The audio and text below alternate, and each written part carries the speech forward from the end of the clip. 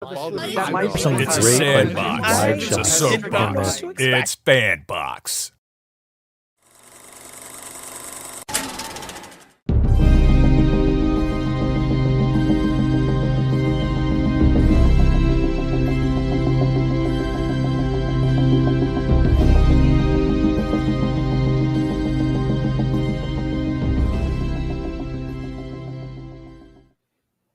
Well, it is Sunday again. Of course, it's the Time Lord's Day. We are talking Tardis Talk, Doctor Who. We are into the episode Idiot's Lantern. This is one that I wish Johnny were here, but he's not going to be here today because he's at a wedding. I don't know how you just find out the night before that you're going to a wedding, unless you're the doctor and you're running into Donna. But I doubt that's what's going on for him. I am Tony. You know me as Mr. Marvelite on social media. I'm also the founder of It's FanBox, or just FanBox if you want to be simple. With me is, of course, David. David, where can we find... Oh, you know what? Hold on a second. I forgot to do the push a button. There we go. David, where can we find you? I am Xanatos1138 on all social medias, mostly TikTok, but you can find me everywhere under that name. Yep. And be sure to check out It's FanBox or itsfanbox.com. This video will be posted later on, so you can see it as an article. There are some other articles on there. And of course, if you're interested in writing, listen, we're not going to pay you. We don't have money to do that. But if you want to be able to get out there, get exposure, I'll tell you right now, people who get involved with It's FanBox, they've been getting into conventions. So there's at least that. Plus, you get to be on here and talk with really mildly weird people that are introverted and have social problems. And then there's David. And so by all means, I promise you, you'll have a good time. So if you are interested, reach out to us. Itsfanbox.com. You can also just email us at itsfanbox@gmail.com. That's probably the best way to do it. Because honestly, I pay for another email address, but I don't even look at it really often. So there you go. But with that said, let's go ahead and just jump into the Idiot's Lantern. This is a villain that I hope we never see again. Honestly, because it is the most, this is like Little Shop of Horrors if it wasn't catchy or fun and it had an annoying line. Because when you say feed me, Seymour, feed me, it's fun. Yeah. But when you're talking about The Wire, hungry, feed me, I'm like, you know what? Just shut up. But needless to say, it was an interesting episode. David, what were your thoughts so far? Yeah, it was about that. It was somehow like in the same vein, but worse than "Are You My Mummy?" Because every time I saw her say that, I just want to take the TV and just go, just break it, just smash the TV. And the dad and whatever other relative that said, "Oh, you ought to beat it out of him," was like, man, I will not feel sorry if your faces get sucked out. No. Yeah. I completely agree. You know what the really funny thing is? I don't know what it was about this episode. It wasn't until this watch, either I wasn't paying attention or I wasn't trying to pay attention the second time watching it. I never caught the first part where the Wire kind of like introduced herself. So I didn't see where the family had a radio and they were talking about getting a TV and the dad goes off to work. The dad wasn't always a jerk. Mm-hmm. He was nice at the beginning. Like it seemed like he was a good dad. Like he was kind to his son. His wife like smiled at him with this proud, like he was taking care of the family. The grandma was the sassy one, it's like, it'll rot your mind or blah, blah, blah. And of course that's the whole thing. The TV is the Idiot's Lantern. And then you see the dad walking like to go to work or whatever in the evening or wherever he's going, probably the pub most likely. And he walks past Magpie's, TV repair and sales. And that's when we find out about the Wire, striking the antenna and making herself known through the person who talks at the end of the day. Yeah, and that line with the grandma saying it'll rot your brain, I had this flashback of when I was a little kid.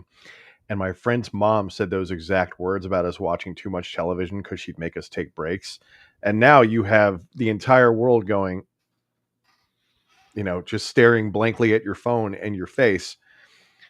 It's not It just brought me back like some odd form of nostalgia, I guess you could call it. Yeah, and it's funny. Like I listen, I can attest to the fact that we are too dependent on our devices a lot of times. It's been nice to kind of decompress, like the points where my wife and I this weekend, because we've been doing stuff around the house. We've been like, well, where is our phone? So it's been nice. But like my kid, the biggest thing I think I have a problem with my kid having like a device or whatever is it's like he's like this a lot, and the curvature of the neck, it's like he had a little bit of a hump.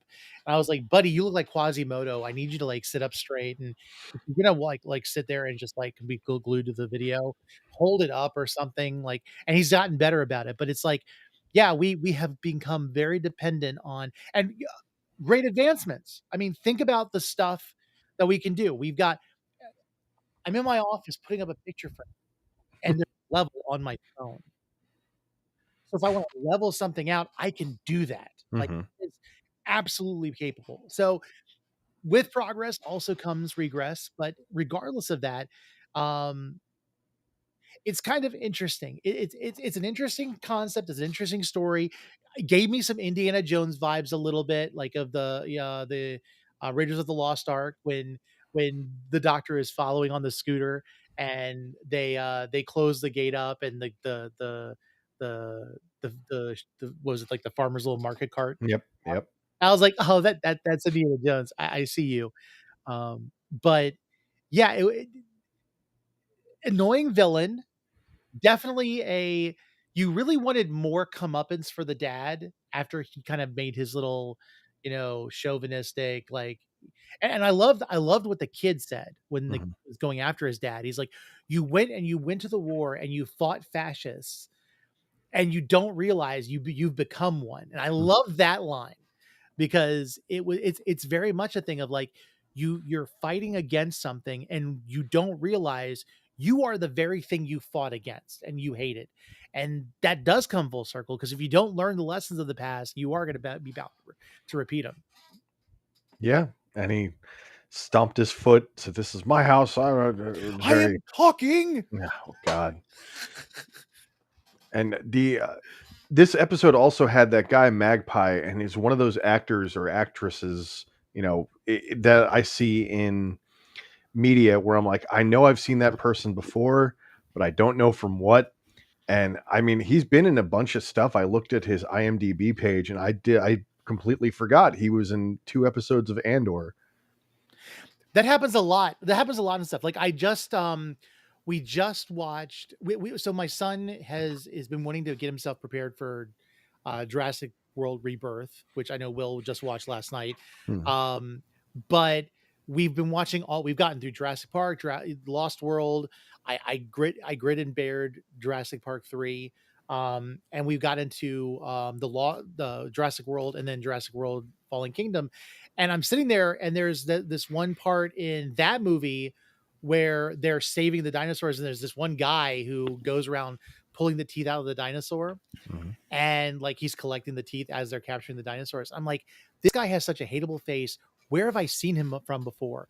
And my wife looked him up, and she goes, "That's Buffalo Bill." I was like, no way. And it was literally, it puts the lotion on the skin, and he's pulling the teeth again. It's like that kind of thing. So same character. And then I saw in Dominion, Belinda Chandra Mhm. is in Dominion as one of the dinosaur handlers before they send them to the island that's going to save them.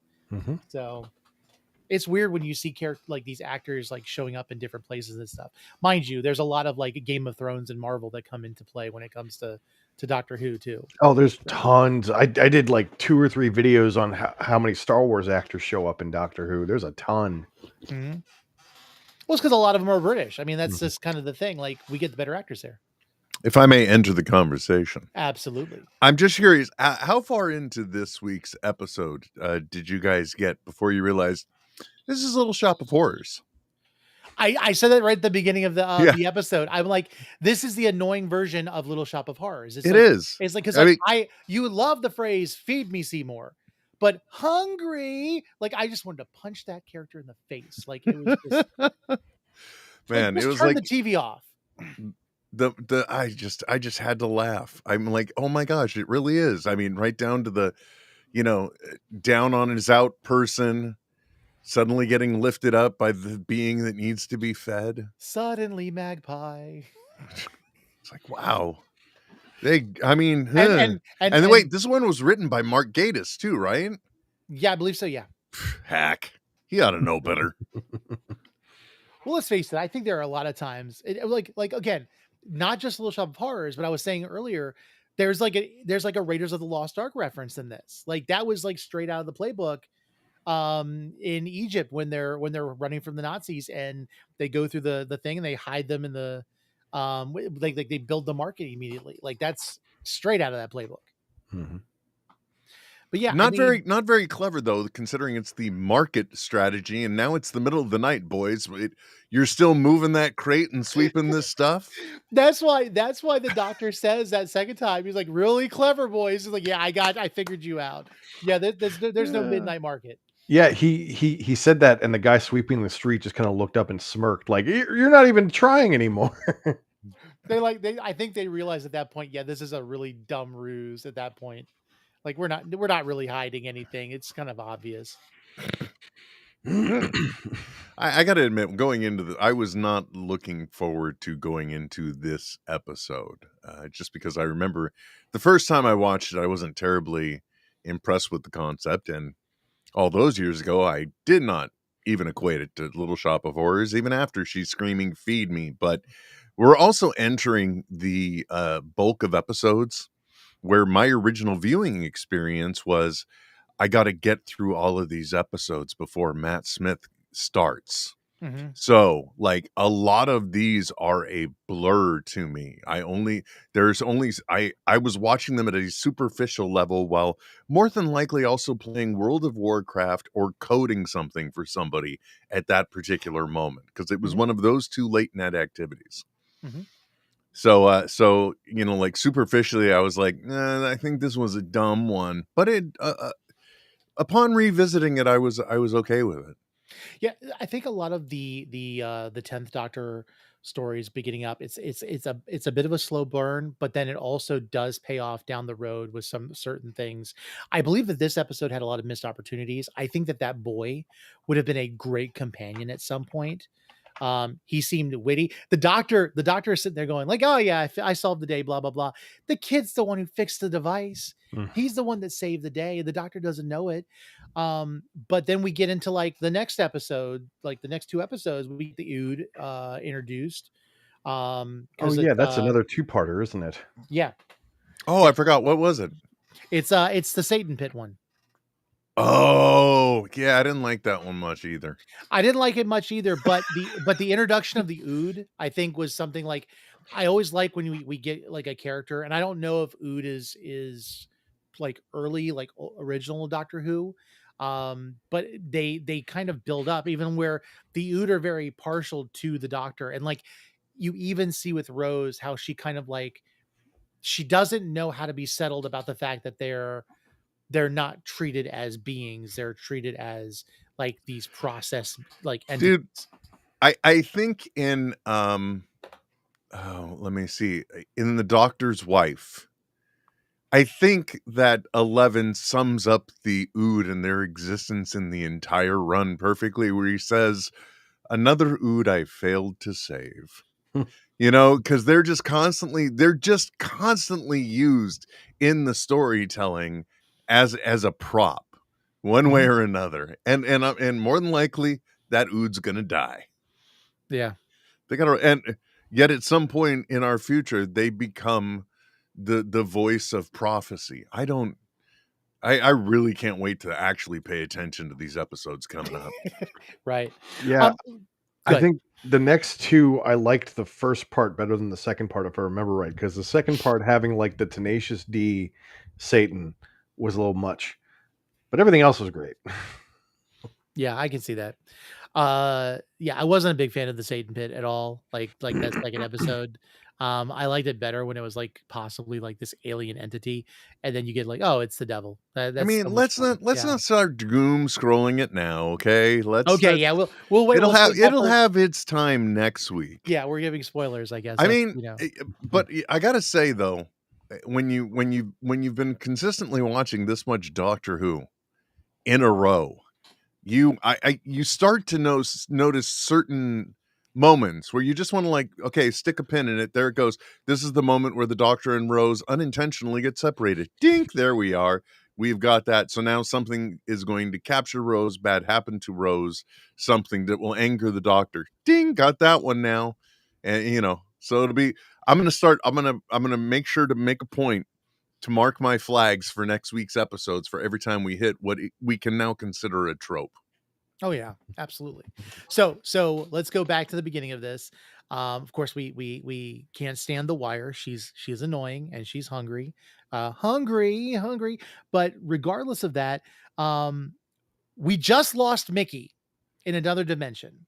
Yes, not lost. It was a parting of ways. He But you know, the guy in a van just taking on the Cybermen. But you know what my first thought was at this point? Because there's like, oh, we're crossing dimensions. He'll never come back. She seemed very fancy and carefree that her boyfriend is gone.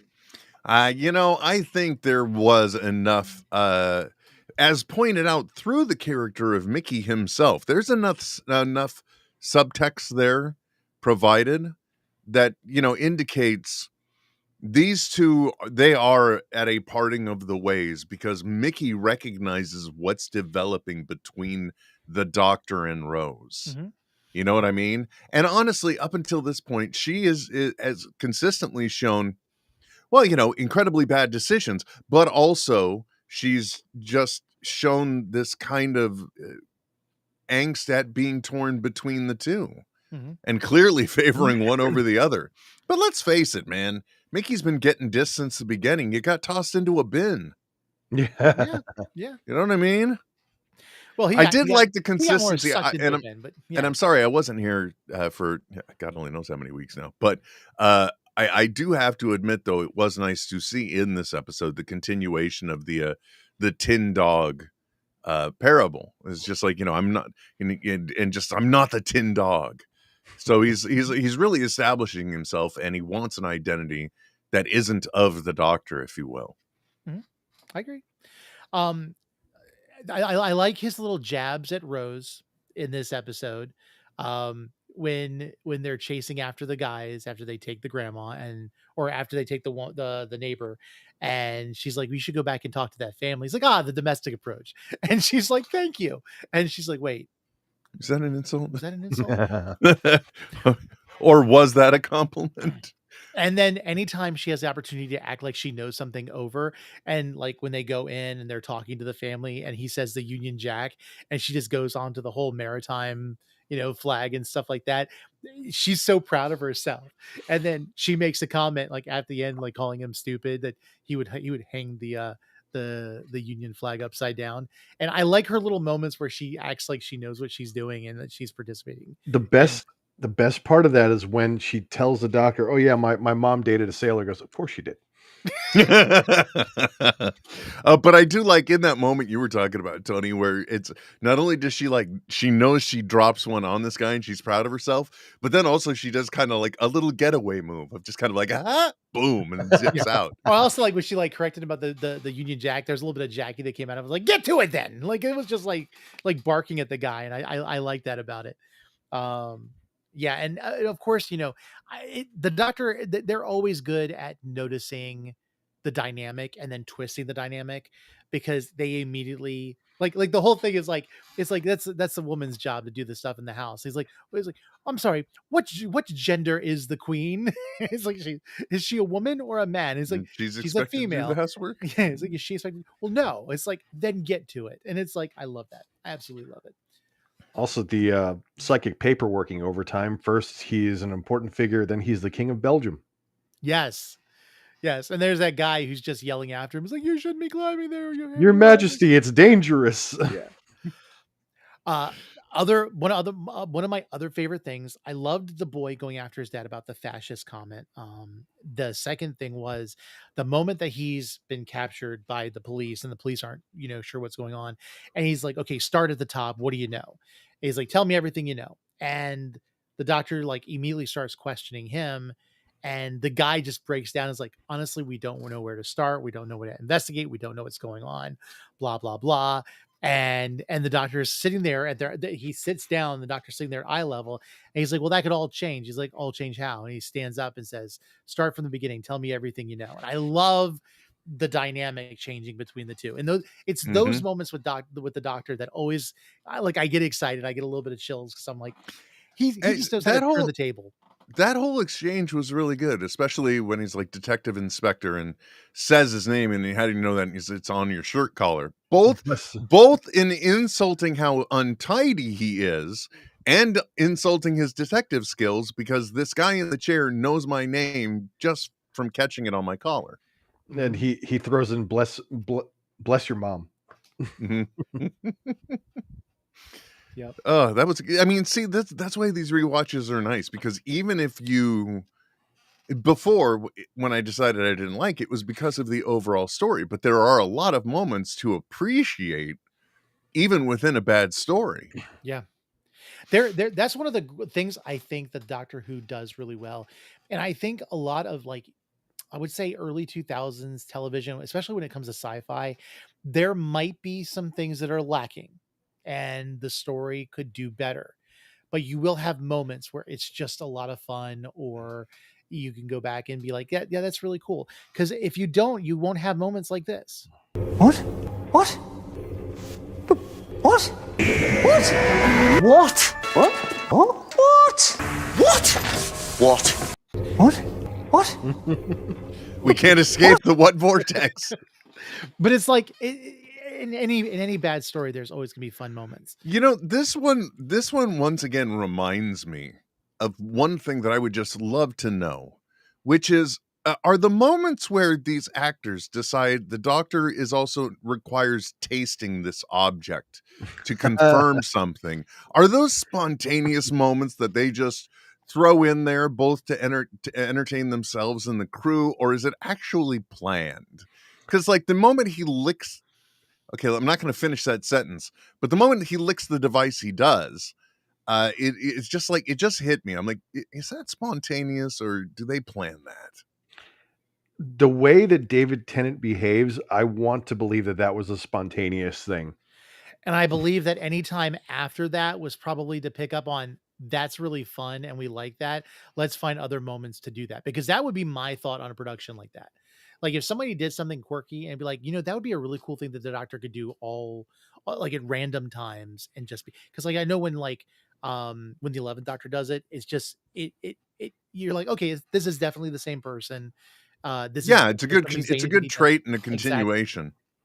Which is, I think, something that you kind of need to see when, you're expected to build a new kinship with this new actor playing this role that you really liked. I mean, really, it's every single person that assumes the role of the Doctor they're taking on a major task, and they're really opening themselves up. So, I really like to see that some thought goes into it. And it's like, yes, remember, this element from the Doctor is still here, so it's still the Doctor. And I think every single one of them tasted something. Yeah.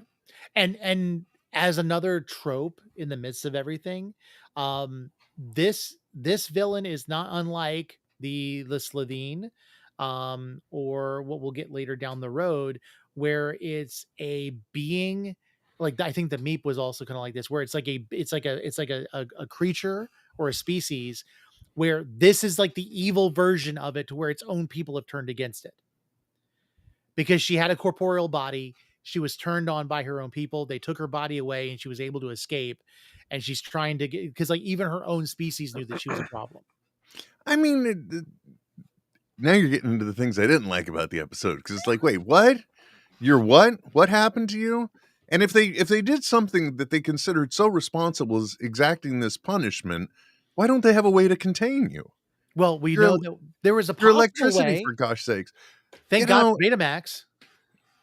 It's like the I loved the Mummy, but it's like the plot point of, we're going to do this punishment so horrible that it's like going to condemn him for life. But also, if he gets resurrected, he's a god. Yeah, you know. Oh, also, let's make sure this condition could also wreak all kinds of havoc while he tries to achieve his goal. That'll be a good thing we can sick upon the future. But yeah, getting back to this episode, you know, I would have thought maybe a copper coil around a nail probably could have contained this villain. Yeah, she didn't seem very like I would have loved it, but like something like a Benjamin Franklin like jar with like electricity, like just Or a like, Tesla coil. yeah, yeah, I could see And it. and it's like Or put you're her in trapped. the little vacuum tube. A light bulb. Just There you go. Bouncing around in there. Would have been a little Oh, more see that fitting. it'd be more like Gremlins too at that point, where it's like the little And also again, once again, the patsy, it's like you see what's going on and you understand the individual you're dealing with. If you think there is any outcome where you come up on the positive side of this, you know, you're really not thinking. So I'm surprised that Magpie held out as long as he did, while whining about it the whole time, bro. Yeah, Come like on. at some point it's like, okay, I will survive, but will I really live with myself if I let this thing succeed and it lets me live? Because let's face it, we know that it's not going to let you live. It's Mm-hmm. just not going to happen. Like it's the genie thing. It's the genie effect. Be careful how you wish and what you say, because that is exactly what's going to happen, and you don't realize. Like he said, I just want to be at peace. And he's like, okay, let me go and put you to peace. And but it these characters, like that's one thing I don't ever understand is like these minions. How do they really understand that these characters are not going to let them live? They're never going to get what they want. You know, it's probably just that thing of I don't know what's on the other side of alive, so I'm just going to continue on. Well, you know, the current political climate, I guess we kind of have seen some of that happening too. So, yeah. well, okay. So, coronation. I hate that I can't. I mean, I hate that I can't fake a freeze because of these hex lights behind me. I could sit here as still as I want. You guys could think I'm frozen, but the lights give me away every time. I'm like sitting there going, I wonder how long I can sit and not move. Will they think I'm frozen? And then once again, damn it, no, man. Well, it's the same thing for me. I have the hex lights behind me, so I get it. Like, we could just drop you off the screen if you wanted to, or here we could do this too. Hey, Will, tell me what you think. But yeah, so not really a whole lot more. I hate saying this because there are going to be episodes I feel like we'll be able to talk a lot about, but I feel like a lot of the Doctor Who episodes, I mean, these are what, 30-minute episodes, maybe 25 minutes because you have to consider commercials and stuff at the time. Oh no, it's longer than that. It's like 43. Was it? Yeah, they're always somewhere in the 40 to 50 ballpark. Yeah, because the old Who had 25 to half an hour episodes, if that, 23, something like that. But New Who was consistently an hour long to account for commercials, and then 40 something minutes without. Oh them. yeah, 45 minutes. Yeah. Wow, it felt like it was shorter. Oh, hold on, is there something going on out there?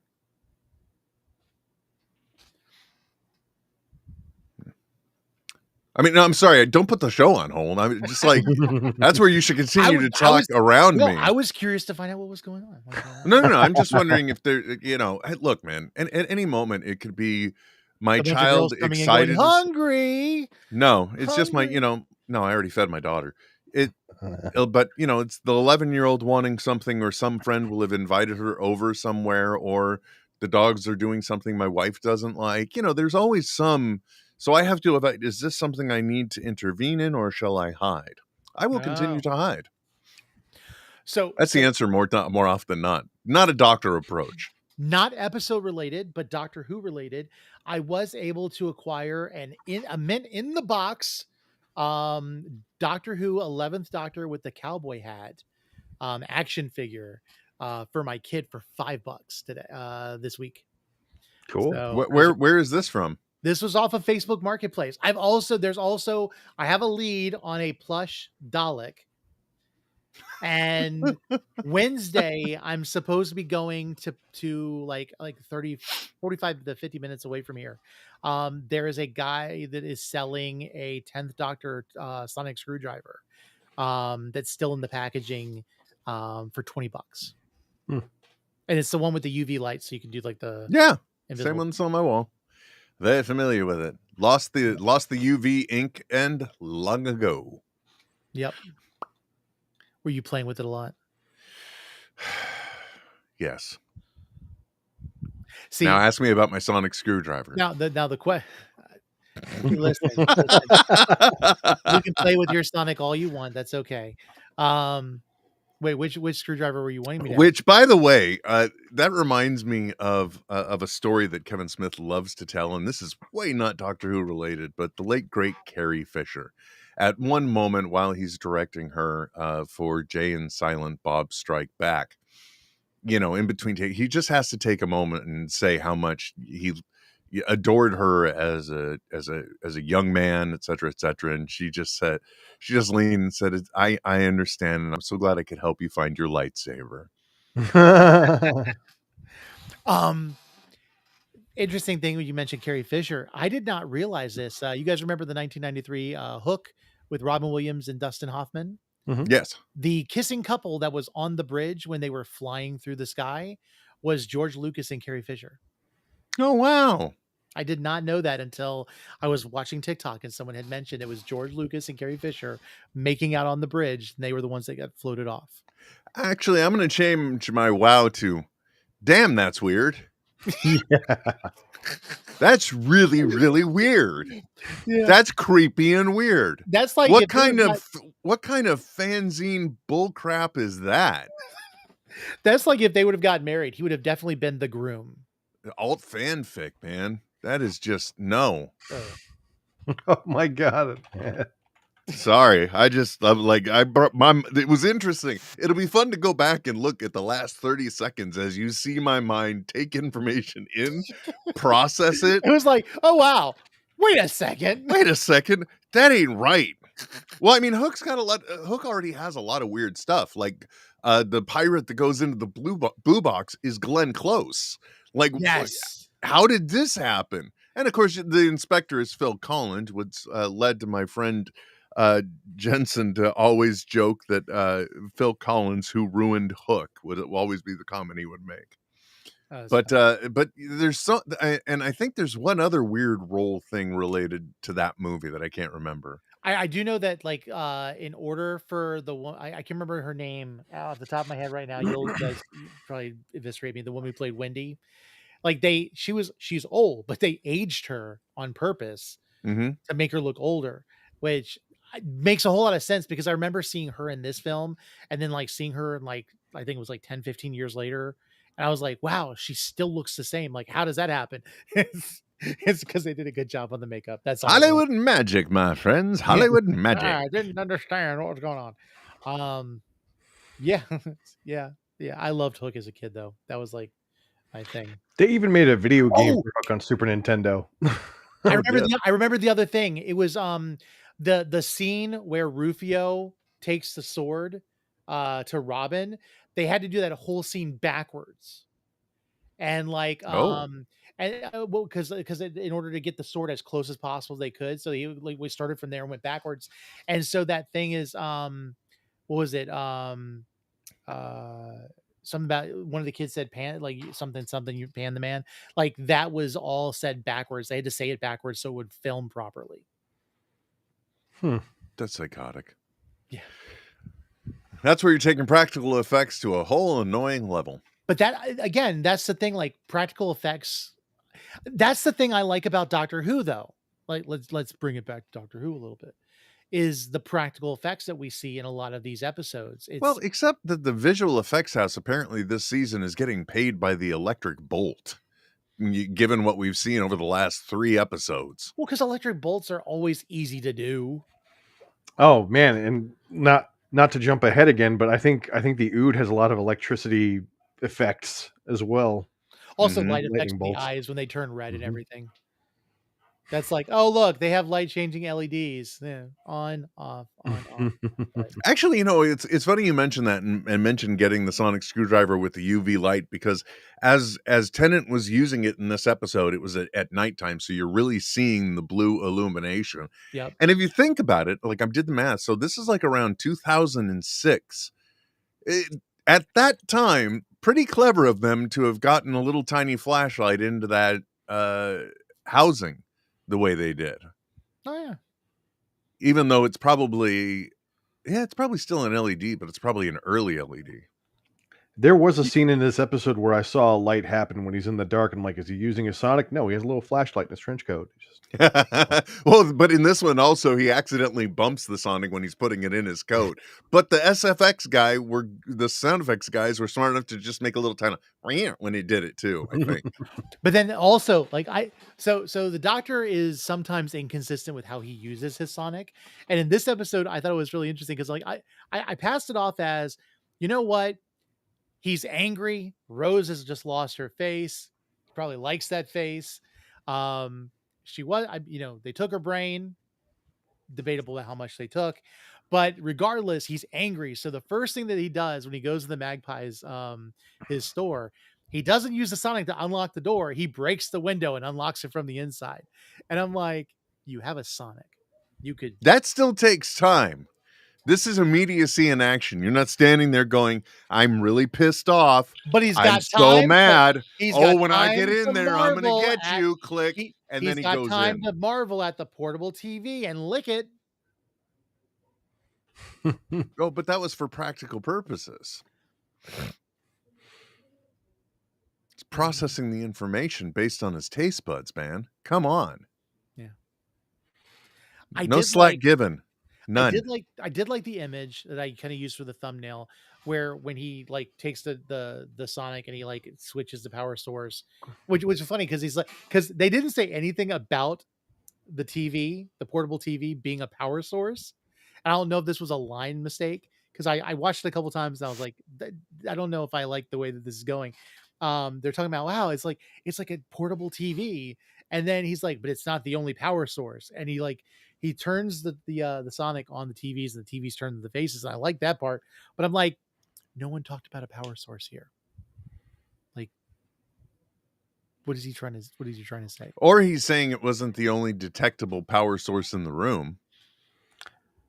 10 has done that before where he has like a eureka moment, but he says lines that were never previously brought up. Like he just suddenly that's because he's the smartest man in the room, so he's making the connections finally. Yeah, and then the wire when she's talking about them and he starts pulling the sonic out, she's like, ooh, he's tasty. Like I'll enjoy this, and then all of a sudden, but he's clever. She's like withdrawing. Right, exactly. He's clever. He's armed. Withdraw, which I thought was a very at that point, it's like, wait, are you an entity or are you an operating system giving yourself a command? What are you doing? Well, let's face it. She's a face on a TV. It's really hard for her to really kind of do anything other than to like vocalize what she's going to do. And maybe it was a cue that they said so that the special effects team knew when to do what they were doing.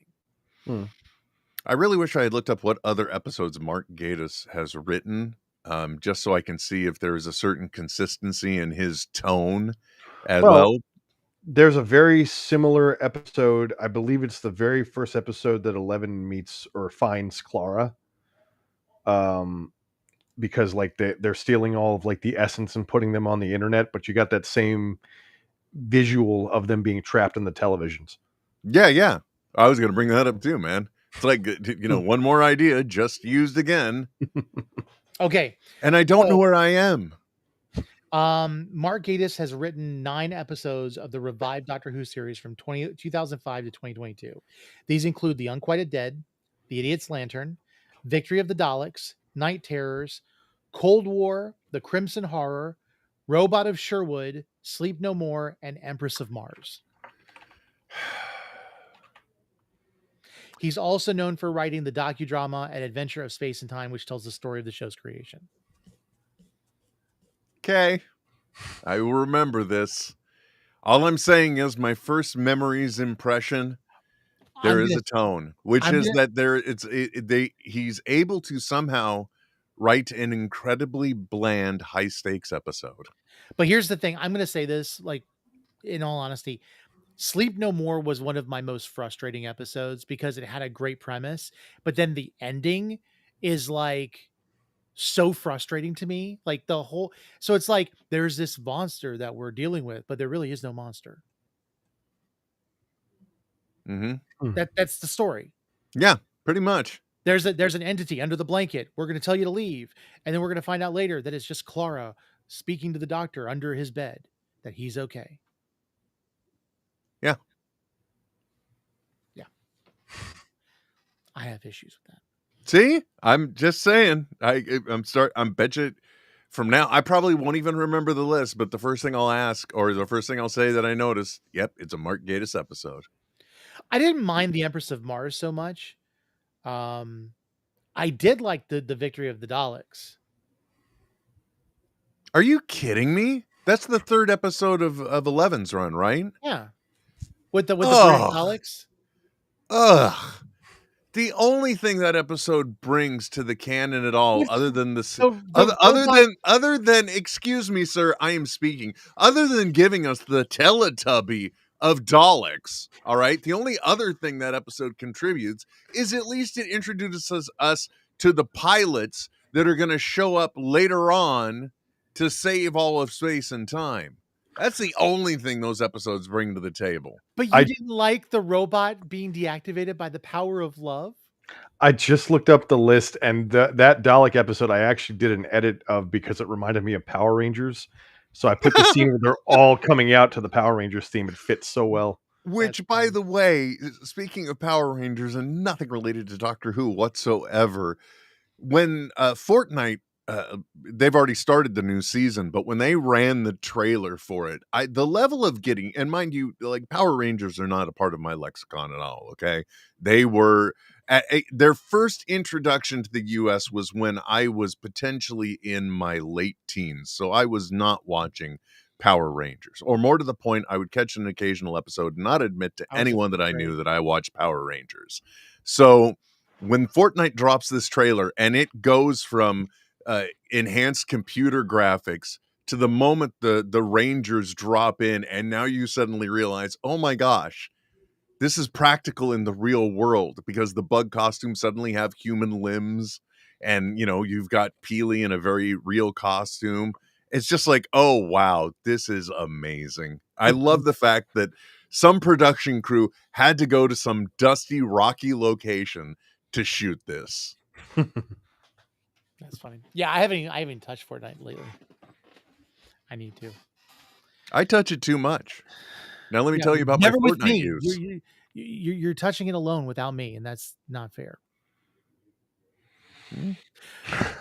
Thanks for making it weird. Yeah. I appreciate that. Yeah, let's just cut that part out. It's on the internet, man. It's the AI has already learned from it and built more intelligent. AI is not allowed to learn from this video, because if it did, it would just. The great news is Tardis Talks is the counterbalance for artificial intelligence learning on the internet, and we're proud of that. Yes, with any hope, our contribution will make AI slow down by at least 5 years. Oh, definitely. Like, wait, when did the episodes come out? And they're talking about them when? This makes no sense. Remember when the nanobots learned wrongly about the gas mask infused to the face? Yeah, this is what this is. This is that. Wait. Don't people normally do videos and have talks about stuff that's trending? Where is that? Exactly. Hashtag unblessed. Hashtag old guys talking about crap. I was thinking about that while I was making my coffee, coming in here, not realizing I was going to have a computer that just didn't want to load the camera for some reason. And I was thinking about that. It's like, it's interesting we're talking about them, but should we have done like a split thing where like we watch it once, then we watch it again, but together as a commentary, and then we talk about the episode? Or we put our chatter into the episode. So that way, when people are doing their rewatches, we can be an extra resource that they absolutely wouldn't want to play while they were watching it live. And that's how you see an idea go from seemingly good to bad in the time somebody's describing it. You're welcome. Oh my God, we could do riff tracks of I could Who. never get your time back for that. I'm sorry. See, now I want to do that. I want to like watch the video. I mean, it's a great timestamp is we're starting in 3, 2, 1. Let's talk crap about Doctor Who. Yeah, I mean, it's a great idea and concept, but man, I know you're hitting a niche market there, but you're hitting even more niche market. It's like I'm gonna load up this YouTube video. Wait, Hold on. You mean two people might be interested in this? Well, That's I mean, a two lot. are, unfortunately, they're on the goddamn show. And most likely one of them is one of us just playing it in the background. That's our viewer. Oh, there it went. It's gone. I got rid of the chat. I'm sorry. Oh man. Thursday mornings are loopy. You know, it's so funny. It's like I mean, so, Sunday mornings. Wow, talk about being I think loopy. for me was when Niko's like, someone walked up to me and said, "I love your show," and I'm sitting there going, liar. Oh man, that's brutal. That is so brutal. Oh man. So yeah. But you know, acceptance is the first step. Yeah. Listen, I'm here to entertain myself. If anybody else ends up watching it, which surprisingly people do listen to this, or at least they download the podcast and then regret it later. So there you go. So this episode also made me realize we need to start a tally for the number of times the Doctor does things. It's like so far since the reboot, he has been dangling from a metal object X number of times. After this episode, it increases this many times. We need to find the sweet spot of what those moments are, and then like quickly go back and try and catalog them. We should make random bingo cards for the tropes of Doctor Who, and then we tally them up as we're watching the show, and then we see if we all kind of like match the same numbers or whatever. Yeah, but then you get into the complex thing of, all right, so at 23 minutes and 22 seconds, I got this one. You know, it's like, how do you validate the winning bingo card? And how much work do I have to put in to do that? The thing is, when it comes down to it, nobody's winning nothing. That's a double negative.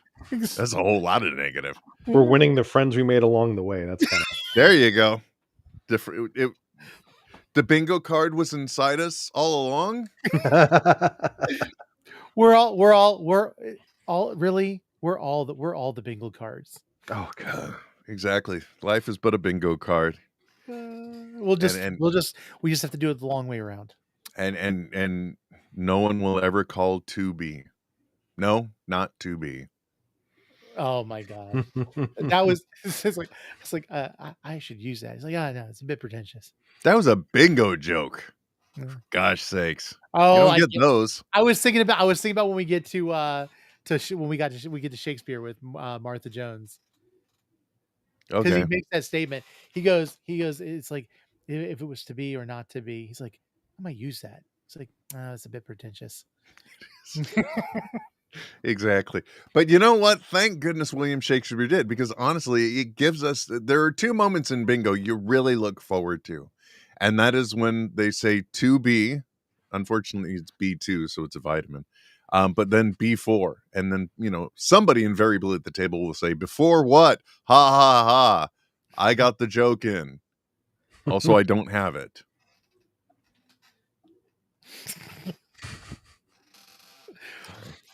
And this has been the degradation of a Doctor Who show. You're welcome.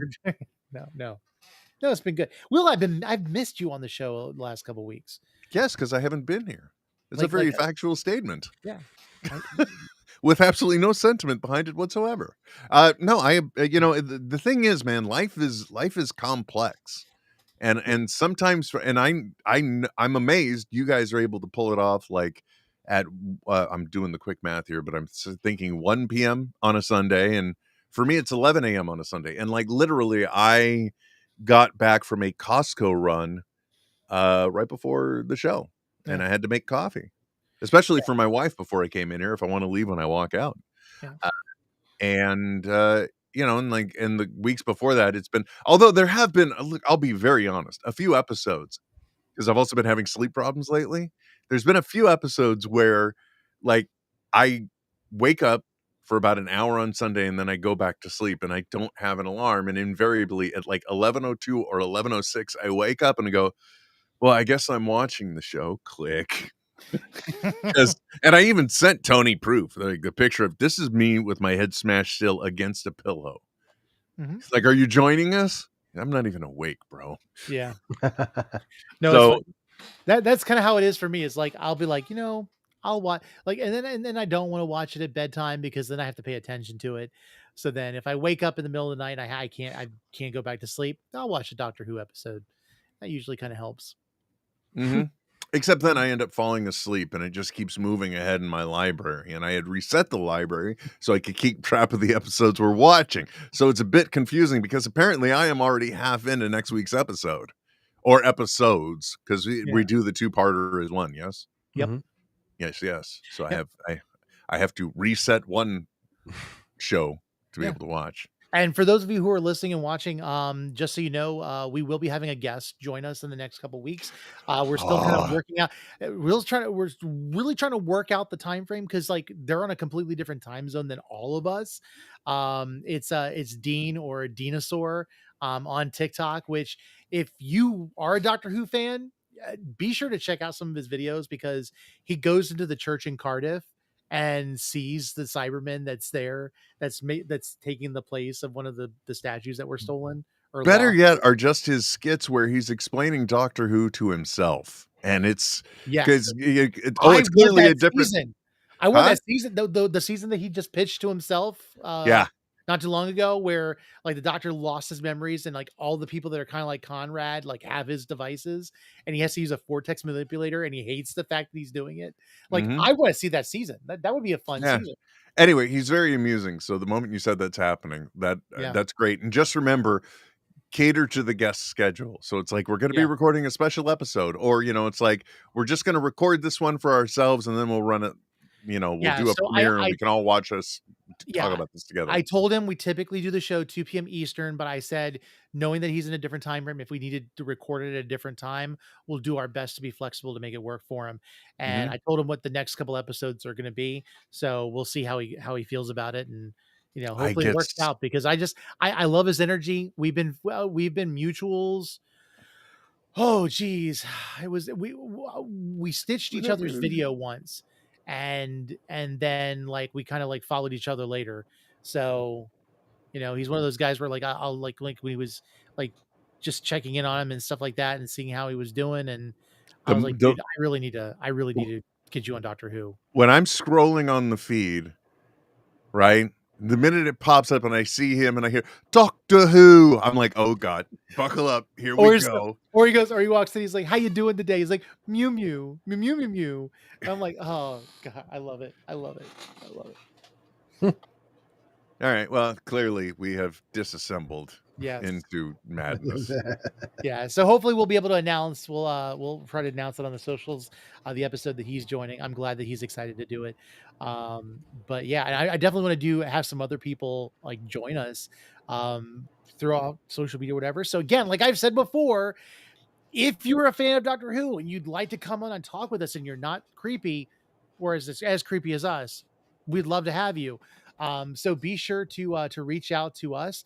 Itsfanbox.com, itsfanbox@gmail.com. Email me. We'll figure something out because we're not going to pay you.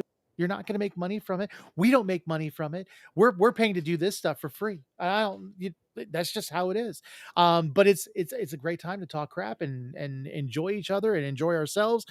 That didn't sound right, but regardless. He just can't dig himself out of that hole he just dug. He's just caught up, and I'm just sitting here going phrasing. That's how it is, yeah. Phrasing. Well, why do you think earlier I didn't want to say when the Doctor licked that box? That would have just been. That would have been a pit I would have fallen in and just never been able to speak about anything else the episode.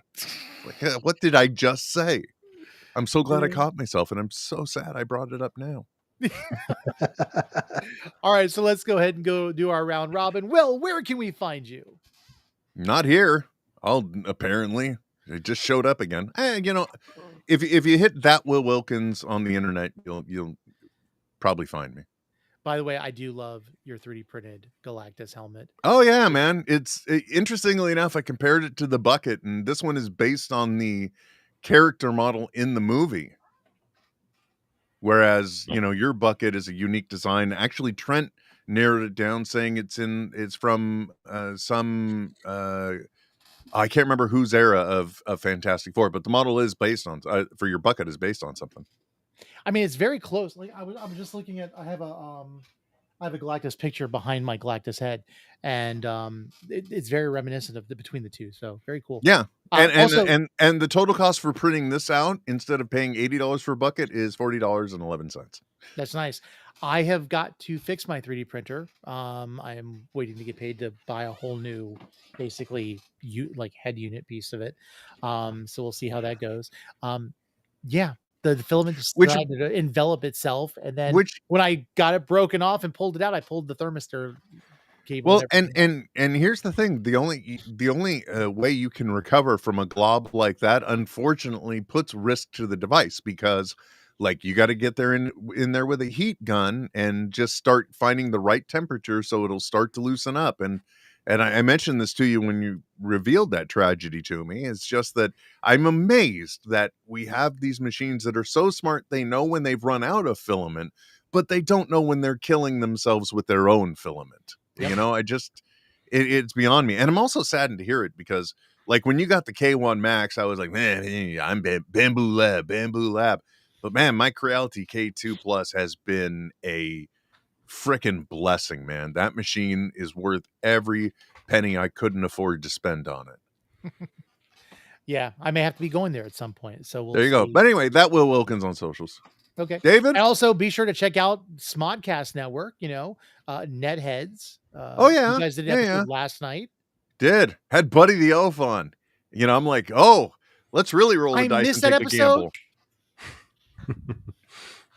Come on, man. I love Buddy. He's fun. Come on, man. I was excited to hear about it because, from my perspective, I had to hear, if you've got a person that's playing a character that goes to Comic-Con, there's always the potential of having a Bob Stencil happen. And if you don't know what that is, Google it. Bob Stencil was just a guy going to Comic-Con, but he put on a ridiculous pair of glasses. Basically, he got all 70s up. And because he had this, he just shaved his beard and had this ridiculous mustache. I got to interview the guy years ago, but he just did the best bits at Comic-Con. Right?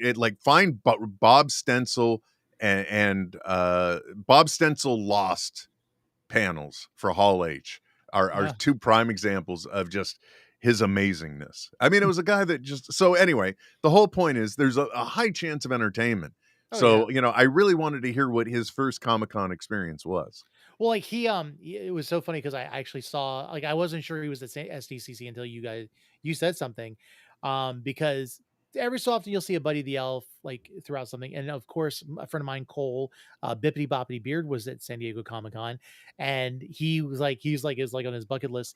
There's a point where he's walking away, you can see Buddy the Elf walking away, and he's like, "Bye, buddy. Hope you find your dad." And he's like, "Thanks, Mr. Narwhal." And I looked up is that Buddy? Is that Bapool? I'm like, yeah, it is. That's so funny. It's him. Undoubtedly. Yep. David, where can we find you?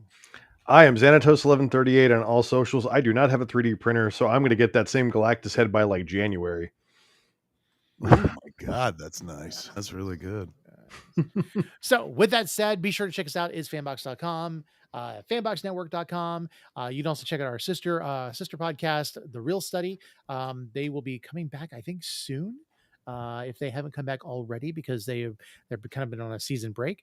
And then also check out The Real Arena. We've actually sponsored a couple episodes for no other reason, just to have fun. So be sure to check us out. Subscribe, turn on notifications, do all that stuff. You want to send us money, just keep it and buy something Doctor Who. But with that said, you guys have a wonderful afternoon. We will see you all